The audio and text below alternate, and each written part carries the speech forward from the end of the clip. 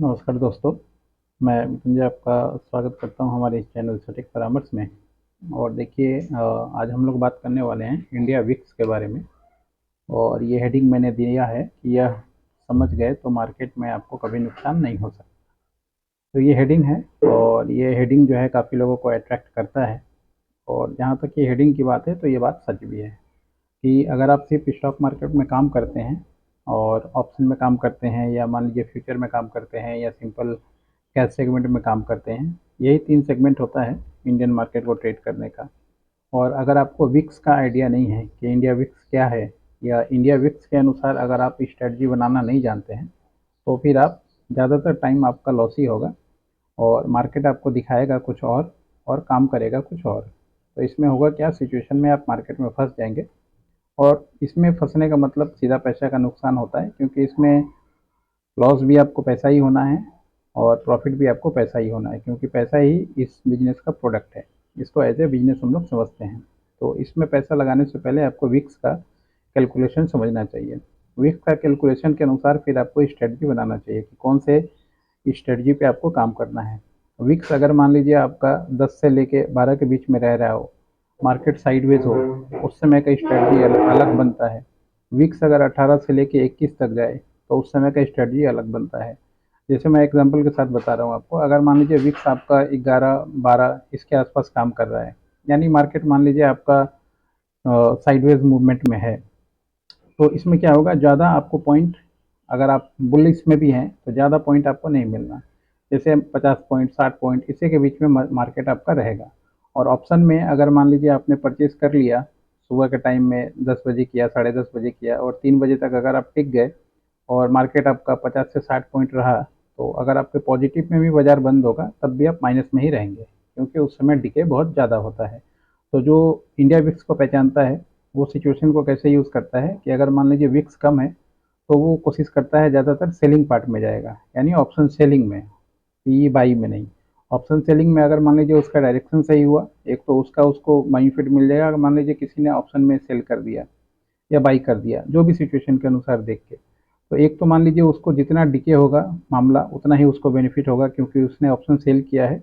और India VIX लो है तो बहुत ज़्यादा मूवमेंट बाजार करेगा नहीं।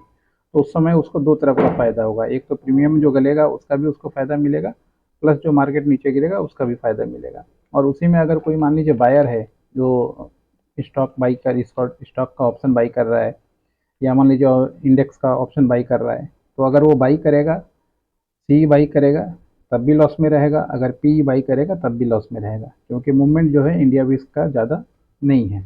तो इस हिसाब से आपको जो है पॉलिसी बनाना चाहिए। अगर यही मान लीजिए इंडिया विक्स का आपका 20-21 पे जैसे अभी ट्रेड कर रहा था, अभी जब ये गैस का मामला आया था, ईरान का युद्ध चल रहा था तब, तो उस समय सिचुएशन क्या था, पूरे वीक लगभग जो मार्केट है वो 20, 21, 18, 19 इसी के आसपास विक्स काम कर रहा था। तो इसमें क्या है, इसका मतलब है कि बाजार आपको कम से कम दिन में 300, 400, कभी कभी 500 तक भी मूवमेंट देता है, खासकर विक्स जब इतना पे काम कर रहा हो। तो इसमें आपका पॉलिसी क्या है, दूसरा होना चाहिए। इसमें अगर आप सेफ गेम भी खेलना चाहते हैं और सी पी भी किसी भी स्ट्राइक प्राइस का खरीद के बैठ जाते हैं, और बाजार अगर 300, 250, 400, 500 पॉइंट हिट करता है, तो उसमें क्या है, आपको एक तरफ हो सके आपका 4 डबल 5 डबल हो जाएगा अमाउंट, और एक तरफ जीरो हो जाएगा। फिर भी आप सेफ्टी के साथ जो है मार्केट से एग्जिट कर सकते हैं। और लगभग आपको जो भी आपने कैलकुलेशन, मान लीजिए आपने 10,000 लगाया है, तो टोटल आपको उसमें पता चला कि एक तरफ जीरो होने के बाद भी आपको 20-25 हज़ार रुपये टोटल कैलकुलेशन में आ जाता है विथ कैपिटल, यानी कैपिटल जो आपका 10 रहा प्लस 10-15 आपका प्रॉफिट रहा। तो ये कैलकुलेशन है और ये विक्स है। तो कभी भी बाजार में काम करें, ऑप्शन में अगर काम करते हैं, तो पहले देखें कि इंडिया विक्स कितना है, कितने पे काम कर रहा है, लास्ट दिन कितने पे काम किया था, इस महीने में पिछले साल में कितने पे काम कर रहा था। ये थोड़ा मार्केट का ट्रेंड पकड़ने का तरीका है कि पिछले साल इस टाइम पे क्या होता है। इससे क्या होगा, आपका टाइम का भी पता चलता है कि नवंबर दिसंबर में मार्केट कैसा चलता है, जनवरी फरवरी में मार्केट कैसा चलता है, उस समय विक्स कैसा रहता है, जब रिजल्ट आता है तो विक्स कैसा रहता है। ये कुछ चीज़ें हैं जो आपके डायरी में नोट डाउन होना चाहिए कि इवेंट कब कब है इंडियन मार्केट में, और उस समय विक्स का क्या रिएक्शन था। ये सब हिस्ट्री थोड़ा पढ़िए। फिर जो हिस्ट्री को अगर आप फ्यूचर में अप्लाई करेंगे अपने मार्केट में सीखने के लिए, तो आप देखिए प्रैक्टिकल करके आपको अच्छा खासा जो है प्रॉफिट मार्जिन ये आपको देगा। हो सके साल में आपको 20 दिन ही ये ट्रेडिंग, 25 दिन ही ये ट्रेडिंग मिले, मगर आपका पैसा बहुत अच्छा इसमें बनेगा।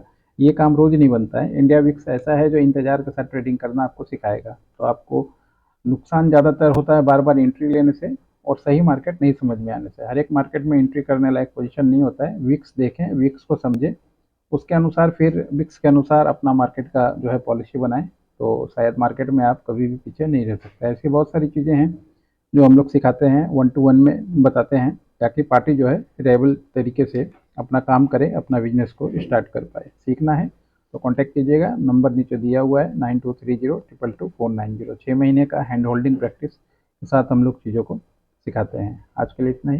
नमस्कार।